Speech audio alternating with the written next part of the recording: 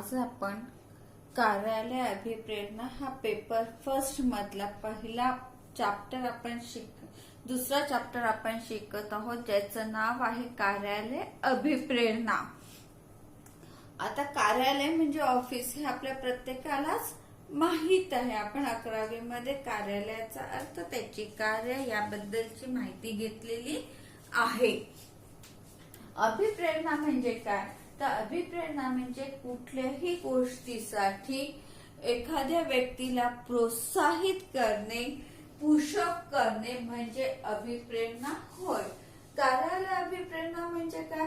तर कार्यालयामध्ये काम करणाऱ्या व्यक्तींना काम करण्यासाठी प्रेरित करणे, पुशअप करणे, प्रोत्साहित करणे, याला आपण कार्यालय अभिप्रेरणा असं म्हणतो। ऑफिसमध्ये वेगवेगळ्या प्रकारच्या व्यक्ती एकत्र आलेल्या असतात आणि या सगळ्या व्यक्ती मिळून आपल्याला ऑफिसचं काम करायचं असतं, कार्यालयाचं काम करायचं असतं। जोपर्यंत हा व्यक्तींचा समूह एकत्रितपणे एखाद्या विशिष्ट उद्दिष्टाच्या पूर्तीसाठी कार्य करणार नाही, तोपर्यंत कुठलाही व्यवसाय यशस्वी होऊ शकत नाही। त्यामुळे या सर्व व्यक्तींना अभिप्रेरित करून, प्रोत्साहित करून व्यवसायाचे उद्दिष्ट साध्य करण्यासाठी व्यवस्थापकाला कार्य करावे लागत असते। ज्यावेळेस या सर्व व्यक्तींकडून काम करून घ्यावायचं असतं, त्यावेळेस कुशल नेतृत्व सुद्धा अत्यंत आवश्यक असतं। आणि या नेतृत्वाचं कार्य जे आहे ते आपल्या कार्यालयातील कर्मचाऱ्यांकडून योग्य पद्धतीने काम करून घेण्याचं कार्य या नेतृत्वाला करावं लागत असतं। व्यवसाय संस्थेतल्या सर्व घटकांना कार्यप्रवृत्त करून त्यांच्याकडून कार्य करून घेण्याचं कार्य करणे म्हणजेच नेतृत्व होय। अभिप्रेरणेच्या जर व्याख्येचा आपण विचार केला तर अपेक्षित उद्दिष्टांच्या पूर्तीसाठी लोकांना काम करण्यास उत्तेजित करणारी प्रक्रिया म्हणजे अभिप्रेरणा होय। अपेक्षित उद्दिष्टांच्या पूर्तीसाठी म्हणजे काय? अपेक्षित उद्दिष्टांच्या पूर्तीसाठी म्हणजेच एखाद्या विशिष्ट उद्दिष्टांची पूर्तता करण्यासाठी, विशिष्ट उद्दिष्ट पूर्ण करण्यासाठी ज्यावेळेस कर्मचाऱ्यांकडनं आपण काम करून घेत असतो, त्याला आपण म्हणू विशिष्ट उद्दिष्टांची पूर्ततेसाठी काम करण्यास उत्तेजित करणारी प्रक्रिया। उत्तेजित करणारी म्हणजे काय? तर प्रोत्साहित करणारी, त्यांना प्रेरणा देणारी, त्यांच्याकडून काम करून घेण्यासाठी त्यांना प्रवृत्त करणारी जी प्रेरणा आहे त्याला आपण अभिप्रेरणा असं म्हणत असतो। अगदी सोप्या शब्दात सांगायचं झालं तर माझ्या समोर तुम्ही विद्यार्थी आहात आणि ज्यावेळेस मी तुम्हाला अभ्यास करण्यासाठी प्रोत्साहित करत असते, तुम्हाला अभ्यासाचं महत्व पटवून देते आणि तुमच्याकडनं अभ्यास करून घेत असते, तुम्हाला होमवर्क दिलेलं तुम्हाला ते पूर्ण करून आणण्यासाठी ज्यावेळेस मी तुम्हाला सांगते आणि तुम्हाला ते पटतं आणि ज्यावेळेस तुम्ही व्यवस्थित होमवर्क करता किंवा अभ्यास करता, त्यालाच आपण काय म्हणू? मी तुम्हाला अभ्यासासाठी अभिप्रेरित केलेलं आहे। ही अभिप्रेरणा कुठल्याही कामासाठी अत्यंत आवश्यक अशी गोष्ट आहे। जोपर्यंत तुम्ही एखाद्या व्यक्तीला काम करण्यासाठी प्रोत्साहित करणार नाही, त्या व्यक्ती समूहाला तुम्ही प्रोत्साहित करणार नाही, तोपर्यंत कुठलंही कार्य योग्य पद्धतीने पार पाडल्या जाऊ शकणार नाही। जसं मी तुम्हाला म्हटलं की गणित करायला, तर तुम्ही गणित करणार नाही किंवा टाळाटाळ कराल, कसंही कराल, परंतु ज्यावेळेस मी तुम्हाला गणिताचं महत्व पटवून देते आणि सांगते की नाही हे तुम्हाला करायचं आहे, हे तुम्ही केल्याशिवाय तुम्हाला भविष्य नाही आहे, अकाउंट असल्यामुळे तुम्हाला गणित आलंच पाहिजे, अशा विविध पद्धतीने मी ज्यावेळेस तुम्हाला पटवून देते आणि तुमच्याकडनं अभ्यास करून घेते, त्यावेळेस मात्र तुमचं अभ्यासाकडे तुमचा जो कल आहे हा वाढलेला असतो। तुम्हाला प्रेरित करावं लागतं, नुसतं सांगून होत नाही, त्याचप्रमाणे कर्मचाऱ्यांचा जो समूह आहे यांना सुद्धा आपलं काम करण्यासाठी काय करावं लागतं, प्रेरित करावं लागतं, प्रोत्साहित करावं लागतं आणि त्यांच्याकडून काम करून घ्यावं लागतं. जर आपण अभिप्रेरणेची वैशिष्ट्ये बघितली तर त्याच्यामधलं सगळ्यात पहिलं वैशिष्ट्य आहे की ही एक मानसशास्त्रीय प्रक्रिया आहे.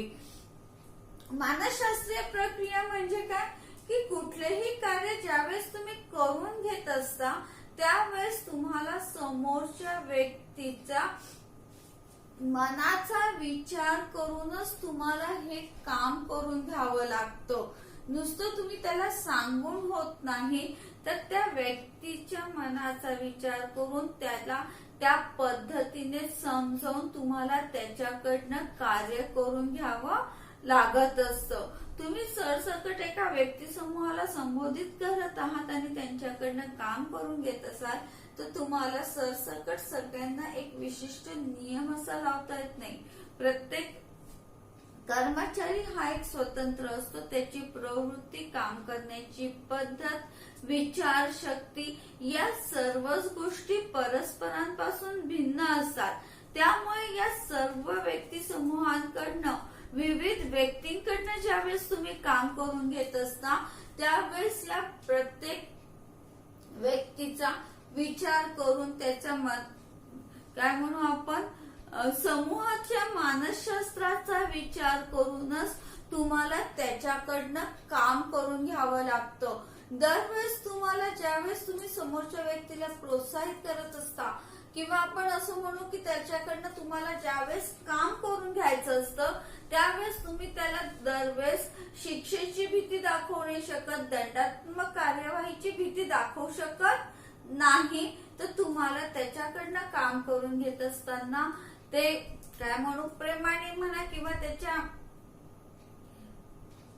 मनाचा विचार करूनच तुम्हाला हे काम जर तुम्हाला करून घेता आलं तर तुमचं काम हे चांगल्या पद्धतीने पूर्ण केलं जातं आणि ती व्यक्ती सुद्धा उत्साहाने आणि आनंदाने हे काम करीत असते.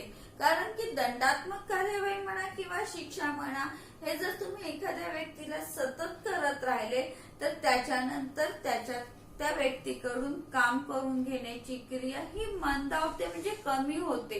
कारण की दरवेळेस एखाद्या टेन्शन मध्ये किंवा आपण म्हणतो ना की टेन्शन मध्ये असलं की काम होत नाही, तशा पद्धतीने तुम्ही कर्मचाऱ्यांकडनं काम करून घेऊ शकत नाही.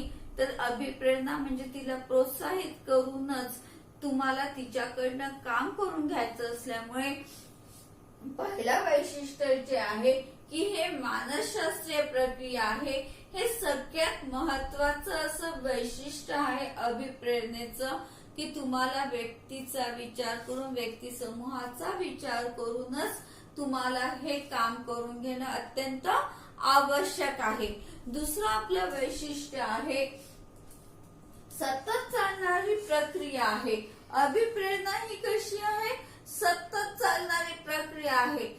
आज मी सांगितलं म्हणून उद्या सांगायची गरज पडणार नाही असं नाहीये. तर तुम्हाला सतत समोरच्या व्यक्तीला पुशअप करावं लागतं, सतत तिला सांगावं लागतं, पटवून द्यावं लागतं आणि तिच्याकडनं काम करून घ्यावं लागत असतं. एकदा सांगितलं आणि ही प्रक्रिया थांबली असं होत नाही. तर ही सतत चालणारी प्रक्रिया आहे. तुम्हाला नेतृत्व जो आहे, नेता जो आहे, व्यवस्थापक जो आहे त्याला सतत आपल्या कर्मचाऱ्यांशी संबंध ठेवावा लागतो, सतत त्यांना काम करण्यासाठी प्रोत्साहित करावं लागतं आणि त्यांच्याकडनं काम करून घ्यावं लागतं.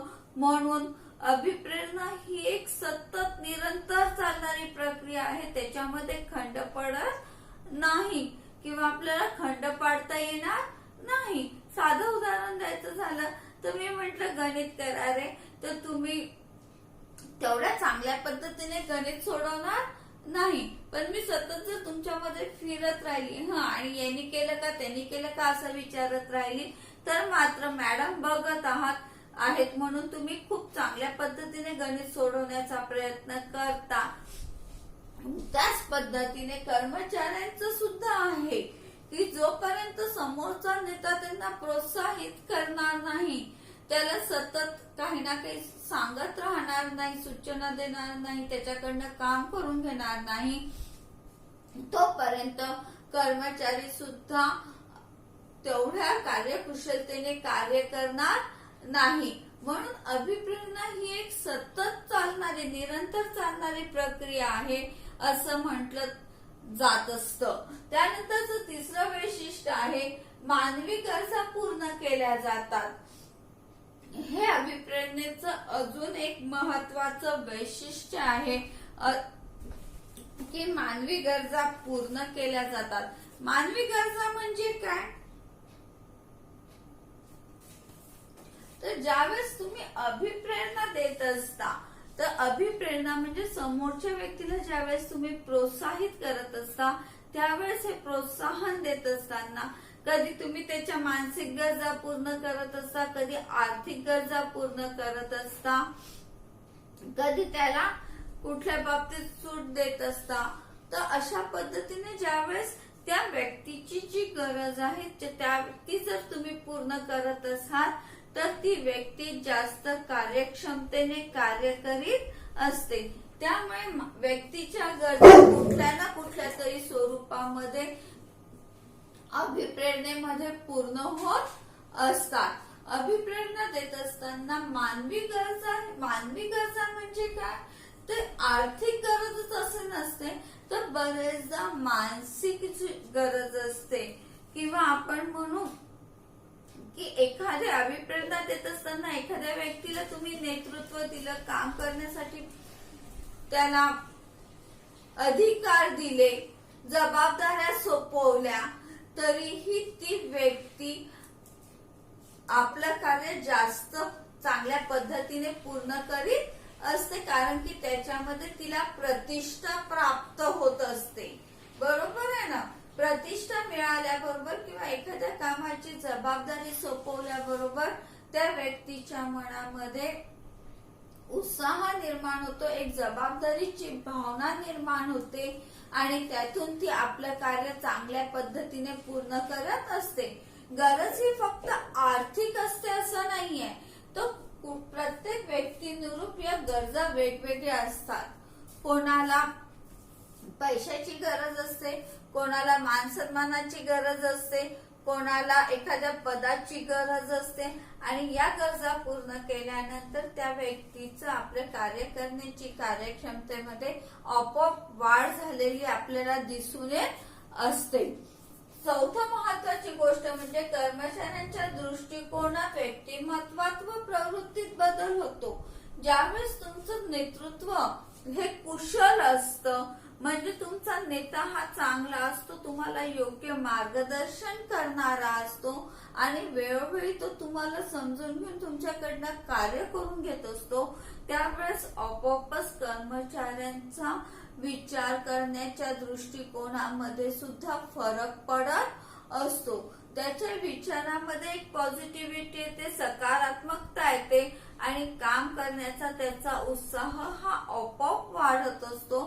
आणि हे जे आहे म्हणजे आपण म्हणू की कर्मचाऱ्यांच्या दृष्टिकोनात जो बदल पडतो, हा बदल कुशल नेतृत्वामुळे किंवा व्यवस्थापकामुळे पडत असतो, आपोआप पडत नाही. तुम्हाला सतत कर्मचाऱ्यांना सांगावं लागत असतं की हे असं करा, अशा पद्धतीने केलं तर तुमचे काय फायदे आहेत, तुम्ही कुठल्या पदावर जाऊन पोहोचू शकता. हे सतत जर तुम्ही कर्मचाऱ्यांना मोटिवेट करत गेले, सांगत गेले, तर कर्मचारी त्या दृष्टीने विचार करायला लागतात आणि त्यांची प्रगती होत जाते आणि कर्मचाऱ्यांच्या प्रगती सोबतच आपोआप व्यवसायाला सुद्धा यश मिळत राहतं. कारण कर्मचारी जेवढ्या कार्यक्षमतेने कार्य करणार आहे, तेवढ्याच त्यांच्या कार्यक्षमतेत वाढ झाल्याबरोबर व्यवसायाच्या यशामध्ये सुद्धा वाढ ही निश्चितपणेच होणार आहे.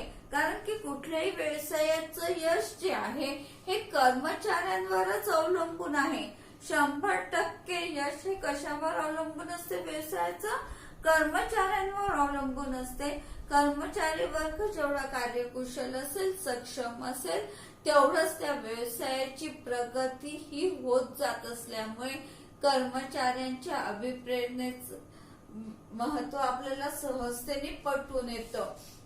त्यानंतरच आहे मनोबल उंचवते किंवा ऐक्याची भावना निर्माण होते. हा एक ऐक्याची भावना निर्माण होणं हा अभिप्रेरणेचा एक महत्वाचा घटक आहे. ज्यावेळेस आपण व्यवसायाचा विचार करत असतो तर कुठल्याही व्यवसायाचं यश हे कुठल्याही एखाद्या व्यक्तीच्या कार्यावर अवलंबून नसतं, तर व्यक्ती समूह अनेक कर्मचारी एकत्र येऊन ज्यावेळेस काम करत असतात त्यावेळेस त्या व्यवसायाला यश मिळत असतं. जर 4 कर्मचाऱ्यांच्या कार्याची विचार करण्याची दिशा ही जर वेगवेगळी असेल तर त्या व्यवसायाला यश मिळू शकणार नाही.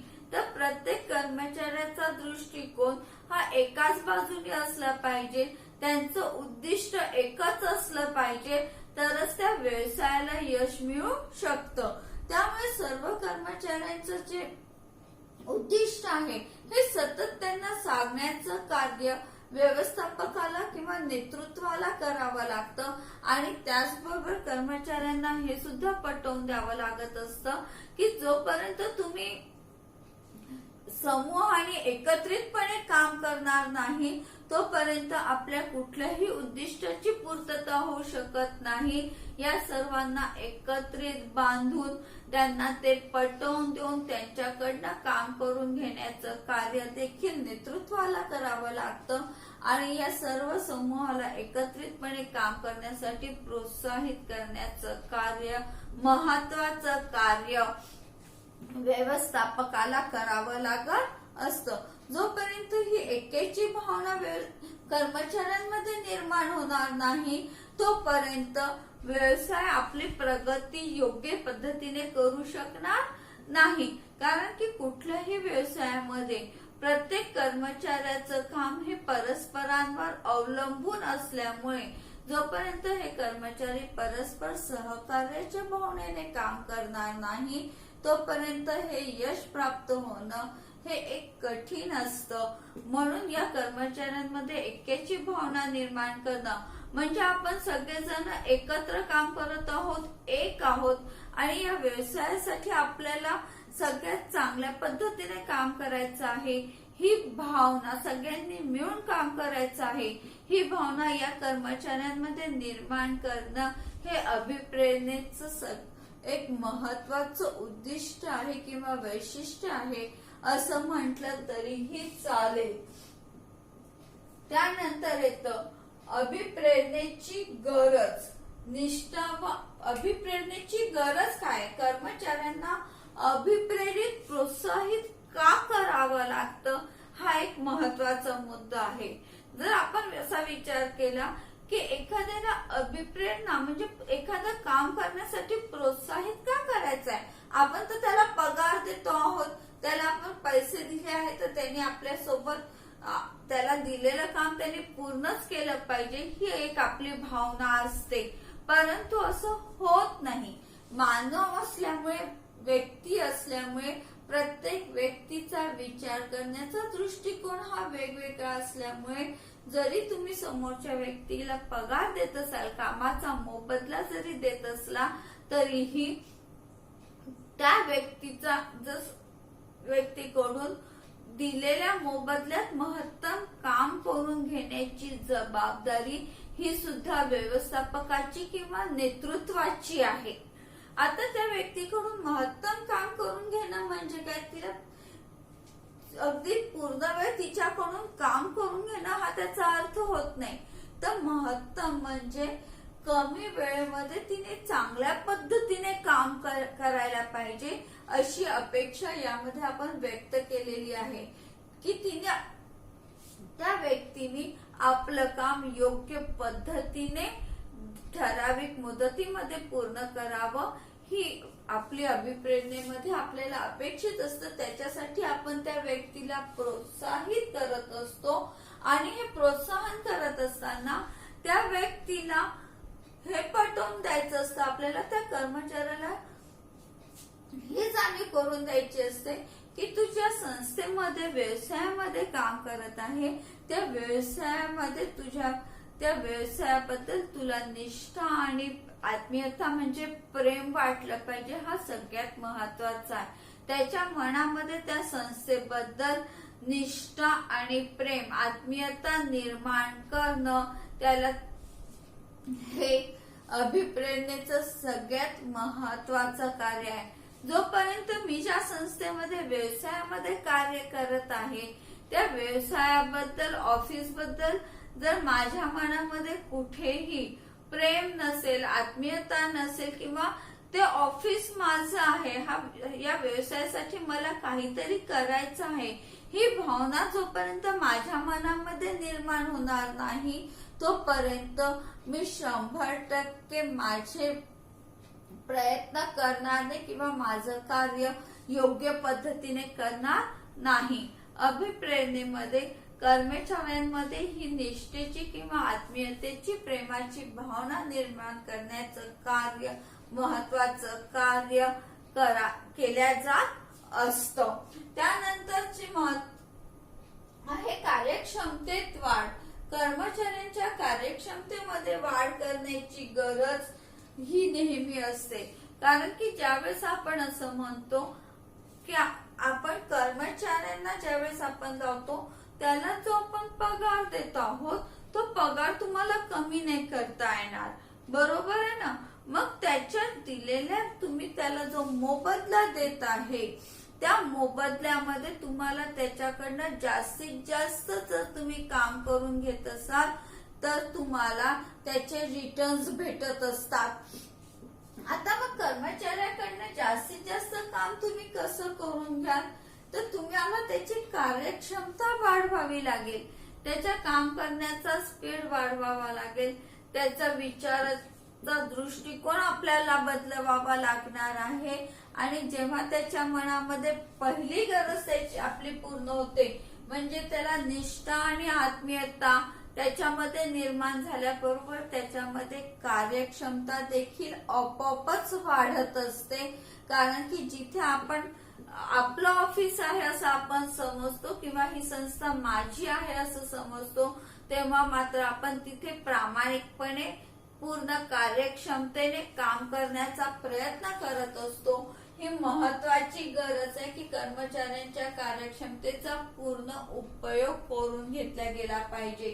त्यानंतर सुप्त गुण व क्षमता प्रकार. सुप्त गुण व क्षमता प्रकार म्हणजे काय? ज्या वेळेस आपण कर्मचाऱ्यांना अभिप्रेरणा देत असतो म्हणजे त्यांना काम करण्यासाठी प्रोत्साहित करत असतो त्यावेळेस महत्वाची गोष्ट म्हणजे प्रत्येक कर्मचाऱ्यामध्ये काही ना काहीतरी गुण असतात. कुठलं तरी विशिष्ट कार्य करण्याचा गुण हा प्रत्येक कर्मचाऱ्यामध्ये असतो आणि या गुणांचा विचार करून त्या कर्मचाऱ्याची ती आवड लक्षात घेऊन जर आपण त्या कर्मचाऱ्याला ते काम द्यायला म्हणजे करायला दिलं तर आपोआपच त्याच्या कार्यक्षमतेमध्ये वाढ होत असते. कारण की तो जे कार्य करत आहे ते त्याच्या आवडीचं कार्य असतं. म्हणजेच कर्मचाऱ्यांमध्ये जे गुण आहे त्या गुणांना तुम्हाला वाव द्यावा लागत असतो आणि त्यांच्या कार्यक्षमता वाढवावी लागत असते. अनुपस्थितीवर श्रम परिवर्तन. नंतरचा मुद्दा आहे अनुपस्थितीवर श्रम परिवर्तनाच्या दरात घट.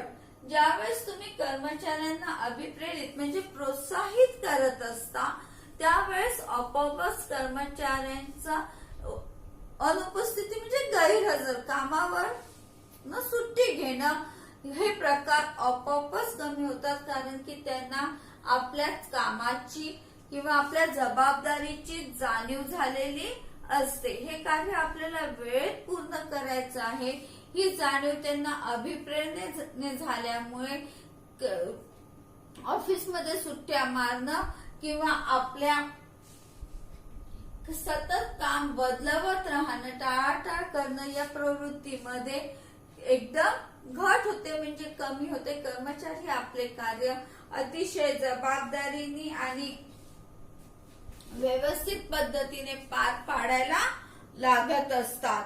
त्यानंतर समन्वयाचे संबंध व शांततेची निर्मिती. कर्मचाऱ्यांना अभिप्रेरित केल्यामुळे ते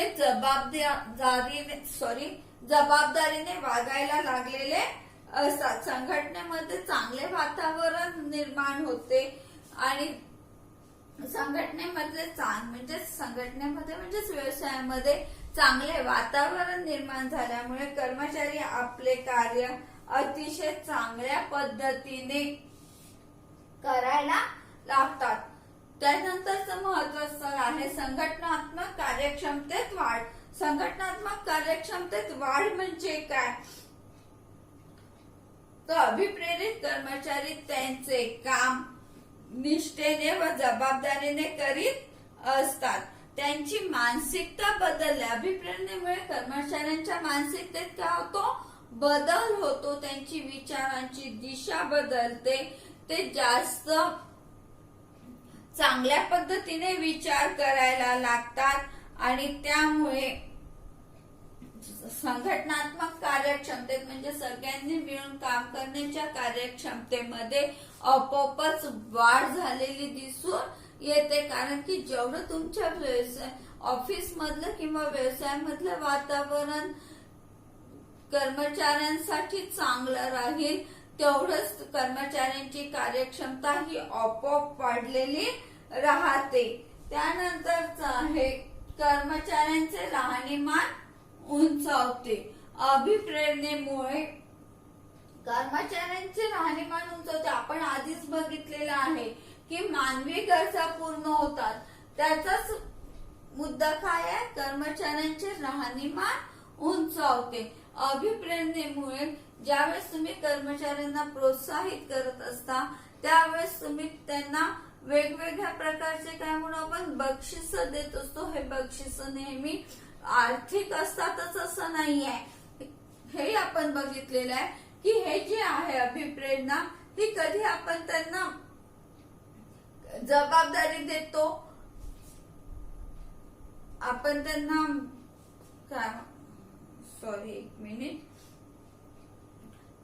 अभिप्रेरणा ही कशी राहील? कधी त्यांना आपण एखादी जबाबदारी सोपवत असतो. त्यांच्यावर एखादं नेतृत्व प्रदान करत असतो. त्यांना सकारात्मक अभिप्रेरणा देत असतो. अशा विविध प्रकारच्या अभिप्रेरणा दिल्यामुळे काय होतं? प्रत्येक कर्मचाऱ्याची मानसिकता वेगळी असते आणि या मानसिकतेनुसार जर प्रत्येक व्यक्तीला तुम्ही त्या गोष्टी प्रेरित करत राहिल्या किंवा देत राहिल्या तर आपोआपच कर्मचाऱ्यांची काम करण्याची क्षमता किंवा त्यांची काय म्हणू राहणीमानाची पातळी ही उंचावत जाते. आज समजा मला असं म्हटलं कोणी की मी एक कर्मचारी आहे आणि उद्या मी साधा क्लर्क होती, उद्या मी हेड क्लर्क झाली असं जर कोणी म्हटलं किंवा मला कोणी म्हटलं की मी प्रिन्सिपल झालेली आहे, माझं पद वाढल्याबरोबर त्या पदासोबतच राहण्याचं माझं राहणीमान, विचार करण्याचा दृष्टिकोन, काम करण्याची पद्धत या सर्वच गोष्टी माझ्या आपोआप बदलत जातात. मला वेगळं काही करावं लागत नाही. फक्त काय केलेलं आहे? माझी पोस्ट बदललेली आहे. पोस्ट बदलल्याबरोबरच माझ्या सगळ्या गोष्टींमध्ये आपोआप बदल घडून येतात. आणि ज्यावेळेस तुम्ही कर्मचाऱ्यांना सांगत असता की तुम्ही हे काम केल्यानंतर तुम्हाला हे या गोष्टी भेटणार आहात, तर त्या गोष्टी प्राप्त करण्यासाठी कर्मचारी प्रयत्न करत असतो. आपलं कार्य कार्यक्षमतेने करत असतो. साहजिकच त्याचं राहणीमान म्हणजेच लिव्हिंग ऑफ स्टँडर्ड जे आपण म्हणतो ते सुद्धा आपोआपच काय होतं? बदलतं, वाढत जातं. तुम्ही ज्याप्रमाणे त्याला प्रोत्साहित कराल त्याची पोस्ट वाढत जाईल, त्याचं राहणीमान, त्याच्या गरजा पूर्ण होत जातात आणि त्याचं राहणीमान काय होतं? उंचावलं जातं. त्यानंतर आहे नियोजनास सहाय्यक. कर्मचाऱ्यांना अभिप्रेरणा दिल्यामुळे व्यवस्थापकांना वेळोवेळी त्यांचा काय होतं? कर्मचाऱ्यांना वेळोवेळी प्रोत्साहित केल्यामुळे व्यवस्थापकाला किंवा नेतृत्वाला दरवेळेस कर्मचाऱ्यांचं सहाय्य भेटतं, त्यांचं काम करण्यासाठी सतत त्यांचं काय सहकार्य मिळत जातं आणि त्यामुळे नेतृत्वाला काम करणं सहजतेने शक्य होतं. हे झाले आपले कार्यालय अभिप्रेरणा. आज आपण बघितलेल्या याच्यामध्ये कार्यालय अभिप्रेरणेचा अर्थ, त्याची वैशिष्ट्ये आणि गरजा हे मुद्दे आज आपण याच्यात घेतलेले आहेत.